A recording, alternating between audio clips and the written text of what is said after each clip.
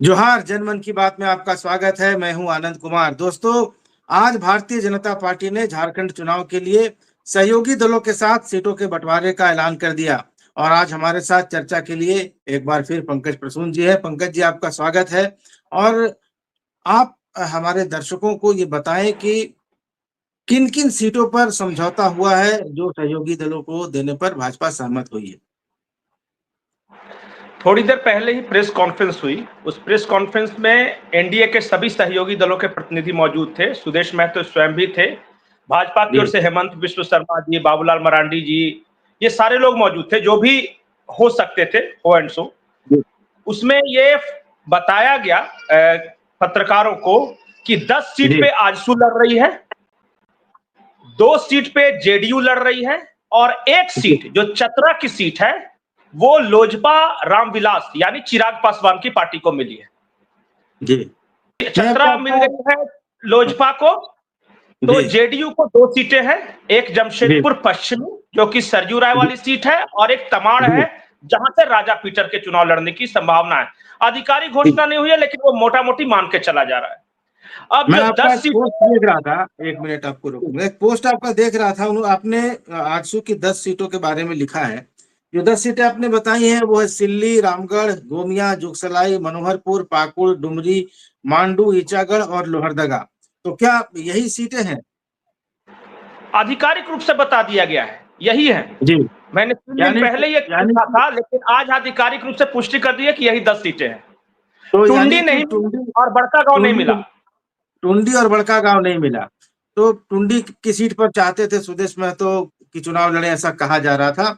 लेकिन मैंने भी कल एक वीडियो बना के चलाया था कि उनको ये कहा गया था कि आप ईचागढ़ या टुंडी में से एक सीट चुन लीजिए। तो ईचागढ़ की सीट अब आजसू को मिल गई है। कोल्हान की एक बड़ी हॉट सीट है ईचागढ़, और यहाँ भाजपा का अपना क्लेम था, आजसू का भी दावा था। तो आजसू को ये सीट मिल गई है। तो अब लगता है कि अब वहां पर से जो भारतीय जनता पार्टी के जो प्रत्याशी या संभावित प्रत्याशी थे, अरविंद सिंह, जो 3 बार वहां से चुनाव जीत चुके हैं। जी एक जरूरी बात बताना चाहता हूं, जब अरविंद जी सिंह उर्फ मलखान सिंह जब भारतीय जनता पार्टी में शामिल हुए थे जी तो जी उनसे ऐसा कोई वादा नहीं किया गया था कि आपको हम सीट देंगे ही देंगे। एक मान जी के चल रहे थे वो खुद ही कि बीजेपी के हिस्से में ये सीट आएगी और मुझे मिलेगी।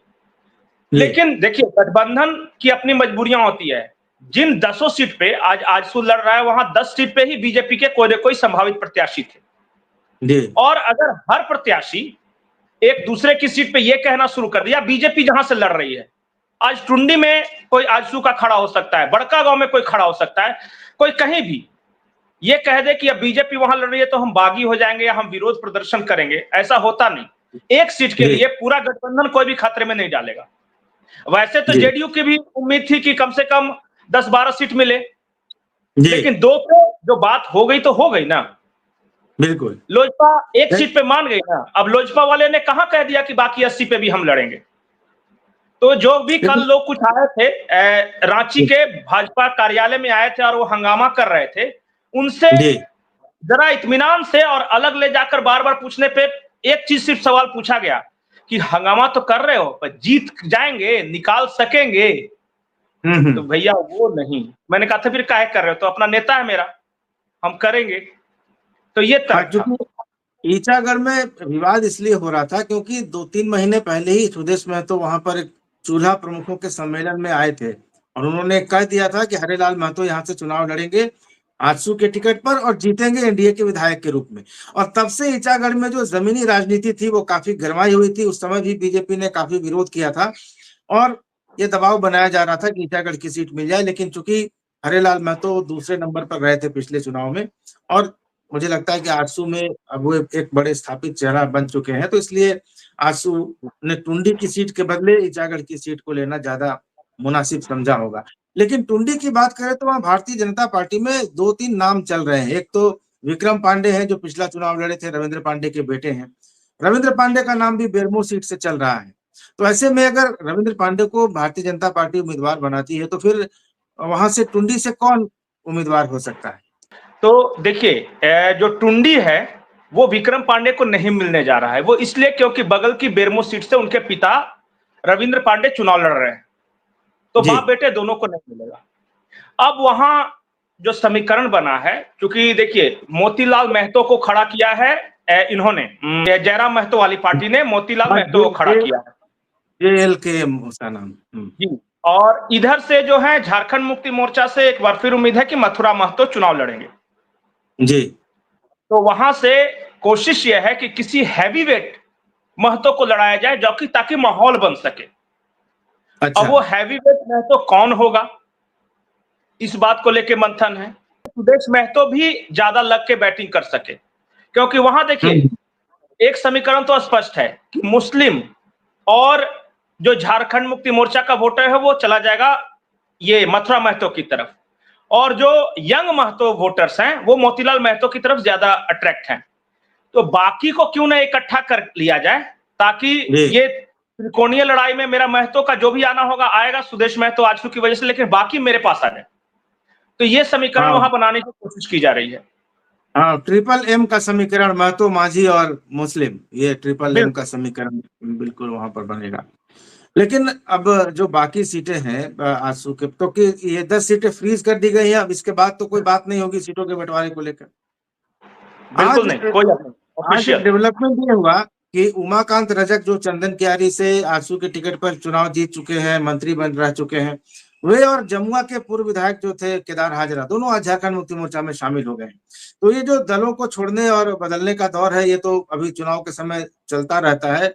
लेकिन और कुछ सीटों के बारे में कोई जानकारी है क्या, कि वहां पर कुछ डेवलपमेंट हो सकता है या नहीं, या सूची भाजपा की क्या आज आ ही जाएगी, क्योंकि आज से तो नामांकन का काम भी शुरू हो गया।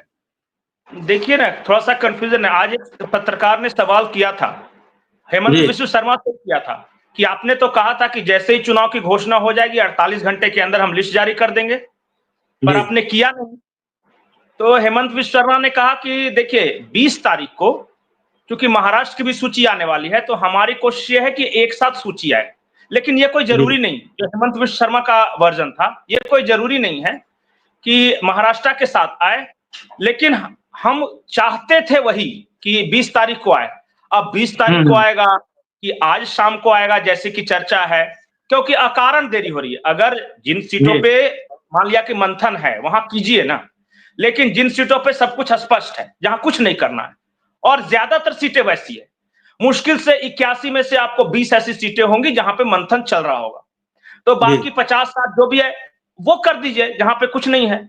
अब जैसे पहले फेज के बारे में बात किया जा रहा है कि जमशेदपुर ईस्ट को लेके, बहरागोड़ा को लेके, या फिर रांची को लेके, हटिया को लेके मंथन का दौर जारी है। तो कीजिए ना मंथन, छोड़ दीजिए इन 4-5 को, लेकिन जहां सब कुछ स्पष्ट है, ताकि तैयारी का तो मौका मिले। 25 तारीख आखिरी दिन है नॉमिनेशन का। अब वो प्रत्याशी को सबसे पहले उसका नाम आएगा, वो डॉक्यूमेंट्स वगैरह जमा करेगा, बाकी लोगों का मोबिलाइजेशन करेगा, नॉमिनेशन करेगा। जरूरी तो नहीं कि हर कोई आखिरी दिन ही करेगा, जी बिल्कुल, कोई 23 को भी कर सकता है, 24 को भी कर सकता है। क्यों आखिरी दिन भीड़ लगाएगा? और इससे फायदा क्या है?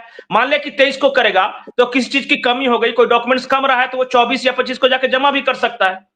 जी। मुझे यह रणनीति समझ में नहीं आया कि आज 18 तारीख हो गए, 19, 20, 21, 22, ये 4 दिन क्रूशियल है, पता चलना, डॉक्यूमेंट कलेक्शन, सब कुछ करके प्रत्याशी अब बेचारा नॉमिनेशन करेगा, फिर वो प्रचार भी उसको करना है। इसी बीच उसको ज्यादा मौके दीजिए ना। पहले तो आप कह रहे थे कि हम इसलिए बहुत पहले कैंडिडेट घोषित कर देंगे ताकि उन्हें काम करने का ज्यादा मौका मिले ग्राउंड पे, और अब आप अंतिम समय तक लटका रहे हैं। तो आपकी नीति क्या, माने कारण क्या है? अगर कारण यह है कि कुछ सीटों पे अभी मंथन जारी है, तो उस सीटों को छोड़ दीजिए, उसको दूसरे लिस्ट में ले आइए, तीसरे लिस्ट में ले आइए, जहां विवाद नहीं है उन लोगों को तो मौका दीजिए। हाँ, क्योंकि डॉक्यूमेंटेशन एक ऐसी प्रक्रिया है कि उसमें थोड़ा समय लगता है, क्योंकि पूरा अपना डिटेल देना होता है, बैंक बैलेंस देना होता है, एसेट्स देना होता है, परिवार के सभी लोगों का देना होता है। तो कोई अगर आपराधिक मुकदमा है तो उसका जो लेटेस्ट अपडेट है वो सब डालना पड़ता है। तो ये 2-3 दिनों में 2-3 दिन लगते हैं इसमें। तो इसमें अननेसेसरी जो लेट हो रहा है, इससे प्रत्याशियों में भी भ्रम की स्थिति है। और भाजपा जो एक सही ट्रैक पर जाती हुई दिख रही थी, वो मुझे लग रहा है कि 2-3 दिनों में कुछ उसके अंदर कुछ ऐसा डायलेमा डेवलप हो रहा है, जिससे थोड़ा भ्रम जा रहा है लोगों में कि बीजेपी के अंदर क्या सब कुछ सही चल रहा है, या फिर अंदर खाने कुछ चीजें ऐसी चल रही हैं जो संशय पैदा करती हैं। ये बात सही है कि अंदर खाने कुछ सीटों को लेकर चर्चा चल रही है। अंतिम समय में कुछ बदलाव भी होने हैं, क्योंकि पहले इन्होंने जो डिसाइड किया था अभी कुछ परिस्थितियां बदली है, वो बात है। मेरा ये कहना है कि उन सीटों को छोड़ दो अभी, जहां पे अभी भी आप मंथन कर रहे हो या चर्चा कर रहे हो, लेकिन जहां पे कोई चर्चा का सवाल ही नहीं है, उसकी सूची जारी कर दो। ऐसा डॉक्टर ने तो कहा नहीं है कि 81 के 81 एक बार में करना है। बिल्कुल बिल्कुल। हाँ, अगर नहीं करेंगे तो कल को आपकी तबीयत खराब हो जाएगी, ऐसा तो कहा नहीं। तो जहां पे विवाद नहीं है उन सीटों को आप जारी कर दो, ताकि प्रत्याशी तैयारी करे, डॉक्यूमेंटेशन करे। वो भी तो हर तरह से अपने आप को तैयार करेगा ना, रिसोर्स मैनेजमेंट करने होते हैं, बहुत सारी बातें हैं। अब देखिए, मैं बीजेपी की बात कर रहा हूं, झारखंड मुक्ति मोर्चा, कांग्रेस में भी यही हाल है। हाँ। वो भी देख, एक डर होता है हर दल में कि ऐसे नहीं कि मैं जारी कर दूं लिस्ट तो मेरे जो बागी हैं वो सामने में चले जाएं, और या बगावत करके वो खड़े हो जाए, उनको समय मिल जाए बागी बनने का। तो ये डर होता है। लेकिन मुझे ऐसा लगता है कि झारखंड में बहुत सारी ऐसी सीटें नहीं है कि जहां बहुत ज्यादा बागियों से खतरा है। भारतीय जनता पार्टी के तो अधिकांश लोग सिंबल पे जीते हैं, या झारखंड मुक्ति मोर्चा के भी सिंबल के बिना इनकी क्या है। अब ये बागी लड़ जाएंगे तो लड़ जान दीजिए, 2-4 हजार वोट ले आएंगे। लेकिन मुझे समझ में नहीं आया एटलीस्ट ये। जी, एक जगन्नाथपुर की सीट के बारे में चर्चा सुनाई दे रही है, और चर्चा ये जो इंडिया अलायंस के खेमे की तरफ से है कि वहां गीता कोड़ा चुनाव लड़ेंगी भाजपा के टिकट पर, ये तो बिल्कुल साफ हो गया। लेकिन वहां सोनाराम सिंकू जो अभी विधायक हैं, वे जीते तो कांग्रेस के टिकट पर हैं, लेकिन उनके बारे में चर्चा ये चल रही है कि वे आखिरकार हैं तो मधु कोड़ा के ही खेमे के आदमी रहे हैं। तो भले अब दोनों बातें अलग अलग कर रहे हैं, लेकिन दोनों के जो कार्यक्रम है, कार्यकर्ता एक ही चेहरा दिखाई देता है, कार्यकर्ताओं का एक ही जैसे चेहरे दोनों तरफ दिखते हैं। और एक संभावना ये बन रही है कि नामांकन जब खत्म हो जाए, उसके बाद जो वापसी के अंतिम तारीख को ये नामांकन वापस लेने में कहीं सोनाराम सिंह को गच्चा तो ना दे जाए, जैसे पहले लोकसभा चुनाव के दौरान मध्य प्रदेश में और गुजरात में 1-2 सीटों पर हुआ कि आखिरी समय में प्रत्याशी विपक्षी खेमे का बैठ गया। ऐसी चर्चाएं भी जगन्नाथपुर में सुनाई दे रही हैं। आपके कानों तक ऐसी कोई चर्चा पहुंची है क्या? देखिए, रांची में जगन्नाथपुर सीट को लेके महागठबंधन के अंदर गंभीर मंथन चल रहा है। रांची तक ये खबर पहुंच गई है कि जो सोनाराम सिंकू हैं वो मधु कोड़ा के आदमी थे, जिंदगी भर मधु कोड़ा के साथ रहे, और मधु कोड़ा ने ही उनको टिकट भी दिलवाया था और विधायक भी बनवाया था, इसमें कोई दो मत नहीं। तो जगन्नाथपुर में जब तक मधु कोड़ा गीता कोड़ा कांग्रेस में थे, ये कहा जाता था कि सोनाराम सिंकू क्या है, मतलब कि गीता कोड़ा मधु कोड़ा ये परछाई ही है। लेकिन जब ये पार्टी बदले तो वो नहीं आए। लोकसभा चुनाव के पहले गीता कोड़ा इधर आई थी भारतीय जनता पार्टी की तरफ, सोनाराम सिंकू वहीं रह गए। चर्चा ये है कि ये रणनीति के तहत उनको वहां रहने दिया गया कि अभी रहो, कभी काम आ सकते हो। तो अब ये बात है कि सोनाराम सिंकू को अगर टिकट दिए, और जो आपने संभावना बताई, जो कि इंदौर वाली संभावना बताई, या फिर एक सूरत में ऐसे प्रत्याशी हुआ था, वो झारखंड में ना हो जाए, इसे लेकर मंगल सिंह बबोंगा, वहां एक झारखंड मुक्ति मोर्चा के संभावित नेता हैं, जो कि टिकट की दौड़ में है कि झामू से टिकट लेंगे, वो आए थे रांची, और उन्होंने मिथिलेश ठाकुर वगैरह से बातचीत की थी जी। लेकिन दिक्कत झारखंड मुक्ति मोर्चा के अंदर नहीं है, वो कन्विंस है, लेकिन कांग्रेस मानेगी क्या? क्योंकि कांग्रेस का तो कहना है कि जो विनिंग सीट है वो विनिंग सीट है, वो तो हमारा है जी। ये हो सकता है कि सीट एक्सचेंज प्रोग्राम के तहत एक संभावना बनती है कि एक काम करो, आपको नंबर ऑफ सीट्स वही ले लो, लेकिन कोई दूसरा ले लो और ये वाला हमें दे दो। लेकिन कोल्हान में कौन, कांग्रेस को अगर जगन्नाथपुर नहीं तो फिर कौन सीट, इसे लेकर भी बहुत ज्यादा ये है ना वहां पे विवाद। तो कोल्हान में नहीं देके कहीं और एडजस्ट कर सकते हैं। कोल्हान में 2 सीटें जमशेदपुर पूर्वी पश्चिमी तो कांग्रेस के पास पहले से है जी। देखिए, पूर्वी पश्चिमी शहरी की सीट है, उसके बाद कोल्हान में पिछली बार कांग्रेस कितना लड़ी थी, इस बार कितना लड़ेगी, ये तो इन्होंने क्षेत्रवार बांट रखा है ना कि हम यहाँ पे इतना लड़े थे, यहाँ पे इतना लड़े थे। हाँ, अगर एडजस्टमेंट हो सकता है, अभी मैं संभावना से इनकार नहीं कर रहा हूं। बहुत सीरियस बातचीत हुई है, जो झारखंड मुक्ति मोर्चा के जो प्रतिनिधि हैं, जो कि बातचीत कर रहे हैं, उनके बीच भी और कांग्रेस के अंदर भी सोनाराम सिंकू के बहुत ज्यादा मतलब गॉडफादर नहीं है बिल्कुल, लेकिन जिनके कहने पे वो रुक गए थे, वो उनके लिए लॉबिंग कर रहे हैं। उन्होंने वादा किया था कि घबराओ मत, गीता कोड़ा मधु कोड़ा को जाने दो, वो अच्छा हुआ चले गए, वो रहते तो हो सकता है हारने के बाद वो टिकट के दावेदार होते, तो वो चले गए, तो तुम्हारे रास्ता साफ है, तुम टिके रहो कांग्रेस में, और टिके भी रहे। और अब देखिए, उनके लिए भी नई बात आ गई है, वो भी रांची दौड़ रहे हैं। और दोनों मंगल सिंह बुबोंगा खुद के झारखंड मुक्ति मोर्चा के सिंबल से टिकट चाहते हैं या सोनाराम सिंह को कांग्रेस के टिकट चाहते हैं। अब देखिए क्या होता है फैसला। उमाकांत रजक अभी जो चंदन क्यारी से चले गए जेएमएम में, तो उन और अमर बावरी पिछले 10 साल से वहां विधायक हैं, फिलहाल नेता प्रतिपक्ष है और अभी भाजपा का एक प्रमुख चेहरा है, क्योंकि सीटों के बंटवारे में और बाकी चीजों में उनको लगातार हम लोग देख रहे हैं कि उनकी अच्छी भूमिका रहती है। तो उमाकांत रजक चूंकि एक वहां से चुनाव जीते हैं, मंत्री भी रहे हैं और बड़े प्रबल दावेदार भी थे। अब क्या उनके जेएमएम में जाने से अमर बावरी को कुछ परेशानी होगी या फिर वहां जेवीके से कुछ परेशानी पैदा करेगा?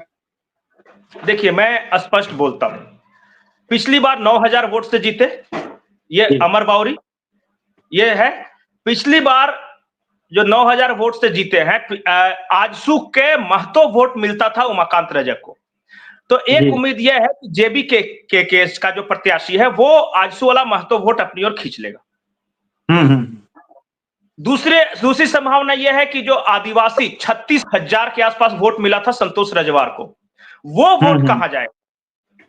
अगर चूंकि झारखंड मुक्ति मोर्चा का वोट था संतोष रजवार के साथ, अगर 36 के 36,000 नहीं, उसमें से 5-10 हजार माइनस भी कर लीजिए, अगर 20-22 हजार झारखंड मुक्ति मोर्चा का वोट उमाकांत रजक के पास चला जाता है और उमाकांत रजक का आजसू का जो वोट है महतो छोड़ के, बाकी तो उमाकांत रजक के चेहरे पे मिलता था, महतो बीजेपी की ओर न जाके जेबी के की ओर चले जाते हैं, तब डेडली कॉम्बिनेशन है। उमाकांत रजक के चुनाव जीतने की संभावनाएं 80% तक है। जी। असल बात यह है कि जो अमर बावरी हैं उन्होंने अपने वोट बैंक में जोड़ा क्या पिछली बार से, तो एक जुड़ने की संभावना यही थी कि महतो, चूंकि आजसू के साथ गठबंधन हो गया है तो कुछ महतो मिल जाएगा, लेकिन वहां ऐसा होता नहीं है। वहां 2 उम्मीदवारों की लड़ाई है हमेशा से, अमर बावरी बनाम उमाकांत रजक। पिछली बार तीसरा ट्रायंगल बनाया था संतोष रजवार ने झारखंड मुक्ति मोर्चा के, जो कि 36,000 कुछ वोट लेकर आए थे। इस बार वो ट्रायंगल आ गया है, ज्यादा फेवर कुछ भी कीजिए झारखंड मुक्ति मोर्चा का वोटर ज्यादा ट्रीट करेगा जेएमएम की तरफ। जी। तो गंभीर संकट में है, वहां के समीकरण के अनुसार गंभीर संकट में। एक और महत्वपूर्ण बात, चूंकि जोधा डिमोड़ वहां पे आता है, चंदन कियारिया, वहां मेरे कुछ रिश्तेदार वगैरह भी थे, हैं अभी, तो उनसे बातचीत हो रही थी। तो उनसे मैंने पूछा कि क्या समीकरण बन रहा है, तो उन्होंने कहा समीकरण को मारो गोली। ये अगर बात होती है अमर बावरी से तो ये जाके कह दो कि कहीं ज्यादा बड़का नेता बनने के चक्कर में जमीन तो नहीं छूट जाएगी, कुछ गलती तो नहीं कर रहे हैं। अच्छा। हाँ, मैंने कहा क्यों, बात क्या है?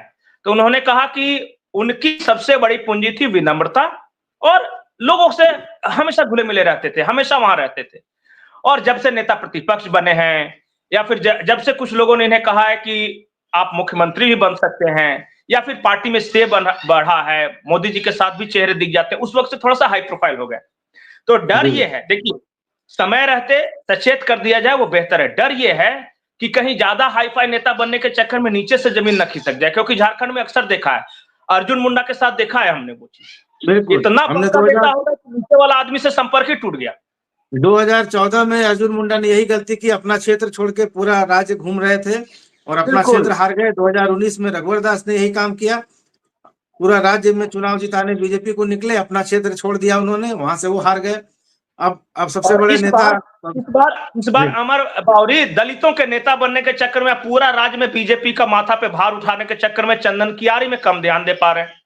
तो मेरा देखिए, समय रहते सचेत कर दिया जाए, मैं बार बार बोलता हूं, अभी समय है, छोड़िए, जाके अपने क्षेत्र पे ध्यान दीजिए, क्योंकि वहां का समीकरण गड़बड़ा रहा है। उमाकांत रजक झारखंड मुक्ति मोर्चा में है, पिछली बार सिर्फ 9000 वोट से हारे थे वो, इसलिए क्योंकि जेएमएम का एक उम्मीदवार खड़ा था। अगर वो नहीं होता तो उसी समय आपकी लुटिया डूब जाती। 9000 वोट से जीते हैं, अभी भी फोकस कीजिए, ज्यादा बड़का नेता ज्यादा खतरा होता है। बिल्कुल।